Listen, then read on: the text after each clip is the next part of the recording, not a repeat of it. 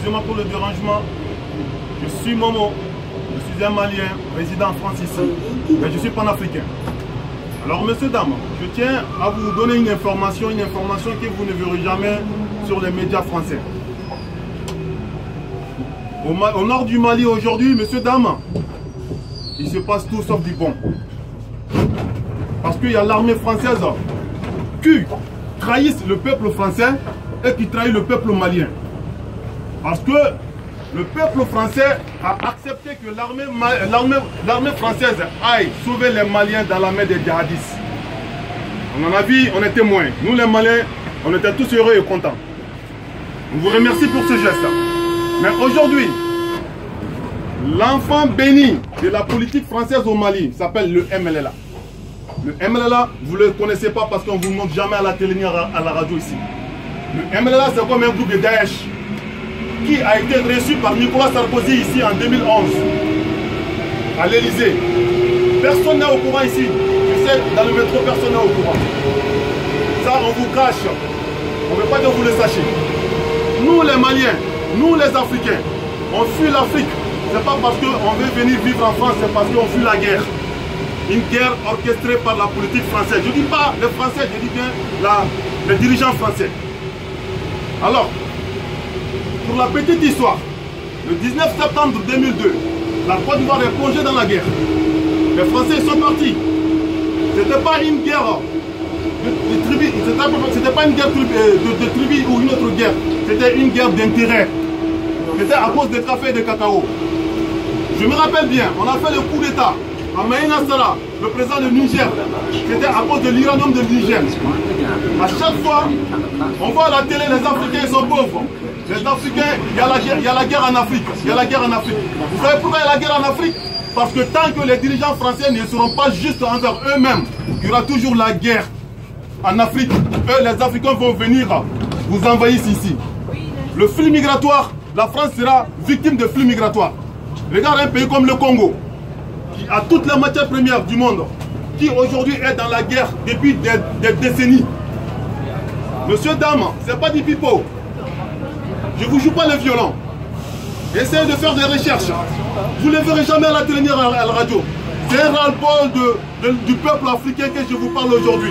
Aujourd'hui, on a décidé de venir dans les métros pour vous montrer le ras-le-bol des dirigeants français en Afrique. Qui peut comprendre? On dit toujours à la télé, les Africains sont pauvres pendant qu'on a toutes les matières premières du monde. On fait une complémentarité. La complémentarité, c'est-à-dire dans le sens où les Français, ils ont la technologie, nous, on a la matière première. On se partage quitte. Mais aujourd'hui, ils nous assassinent. Ils font tout, ils nous pillent. On fait tout, on nous assassine. Juste pour nos richesses. Et après, on vient ici en France pour chercher le calme. Quand on vient ici encore pour chercher le calme, on nous appelle des immigrés. Monsieur, dame, la télé, c'est des pipeaux. Voilà la réalité que je vous parle. Le peuple français qui est un peuple juste, un peuple qui se bat pour la justice et l'égalité. C'est un cri de cœur, monsieur, dame. Aidez le peuple africain à avoir sa souveraineté. Aidez le peuple africain de sortir dans la guerre. Merci pour le message, je vous laisse. Mon frère, il va vous parler de la réalité du Congo et des autres pays africains.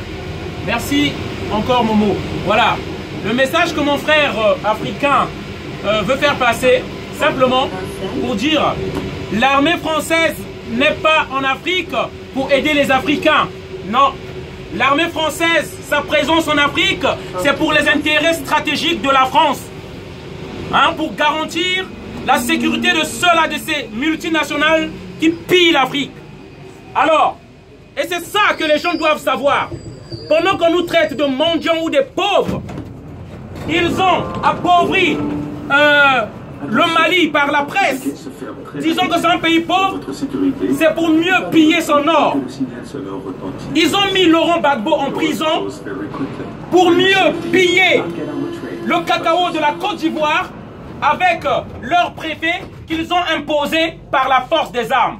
Il faut rappeler qu'ils ont accompagné Ouattara pour son coup d'État jusqu'au port de la présidence de la Côte d'Ivoire. Donc, c'est ça que le peuple français doit savoir. La politique extérieure de la France qui tue les Africains. Quelle différence? Si nous devons condamner ce que certaines personnes font, nous devons en tuant les gens, des innocents. Nous devons aussi condamner les tueries qui sont orchestrées par les multinationales françaises en Afrique. Je suis du Congo-Brazzaville. C'est aussi le même scénario. Ils ont donné les armes à un psychopathe criminel tueur au nom de Denis Sassou Nguesso. 34 ans au pouvoir pour les intérêts de la France. Nous fouillons les armes et les bombes que vous donnez à ces criminels-là. On n'est pas derrière vos ascétiques, ni votre système social, ni votre camembert. Voilà le message que je voulais faire passer. L'Afrique en a marre, on est fatigué. La pilule ne passe plus. Et nous voulons que le peuple français soit témoin, soit disant que la France, c'est la terre des droits de l'homme.